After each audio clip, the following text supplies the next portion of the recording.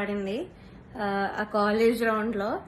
So ఆ పాటలో ఏదేదో ఇంప్రూవైజేషన్స్ చేసింది, అది అవుట్ ఆఫ్ పిచ్చింగ్ ఉండే మోస్ట్ ఆఫ్ దమ్. అది లాస్ట్ లో లిరిక్స్ మర్చిపోయి నానా అని పాడింది. అది ఆయన కామెంట్స్ లో చెప్పకుండా అంతా అయిపోయాక అందరు క్లాప్స్ కొడుతుంటే పక్కన అనిల్ సార్ తో లిరిక్స్ మర్చిపోయింది అని అన్నాడు. నేను విన్నా, నేను అక్కడ అన్నా. అంటే బయటకు చెప్తున్నారు కాబట్టి, కానీ కామెంట్స్ లో చెప్పట్లేదు, ఆ మార్క్స్ లో కూడా ఆయన చూపించట్లేదు. How great is that. ఇంకొక అబ్బాయి అయితే లిరిక్స్ మార్చేసి ఏదేదో పాడాడు, కామెడీ పాట చేస్తారు. అది కిరాణి సార్ పాటే, అది కూడా. అది లిరిక్స్ మార్చేసి ఏదో కామెడీ లిరిక్స్ యాడ్ చేసి పాడేశాడు, ఎమోషనల్ సాంగ్. అయినా ఆయన స్టేజ్ మీదకి వచ్చేసి ఆ పాట కోరస్ పాడేసి, ఆయన పాట అంటే అంత ఎక్సైట్మెంట్ వచ్చేస్తుంది ఆయనకి. సో ఆటోమేటిక్ గా స్కోర్స్ కూడా అలానే పడిపోతాయి సేమ్ ఎక్సైట్మెంట్ తో. సో ఇది జరిగింది కరెక్ట్ ఎలిమినేషన్ ముందు, అదే రౌండ్ లో.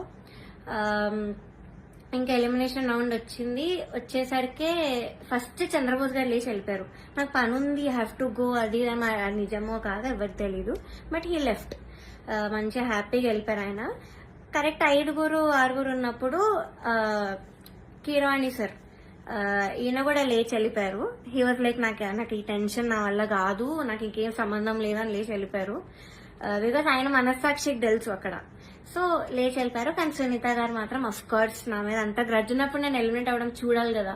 సో ఆవిడ మాత్రం అలానే కూర్చున్నారు, ఎంత ఒక ఈవిల్ స్మైల్ తో ఫేస్ మీద. I still remember that face, నా మైండ్ లో తిరుగుతుంది అది. నేను మాత్రం ఏడుపు కంట్రోల్ చేసుకుంటున్నా. I'm controlling.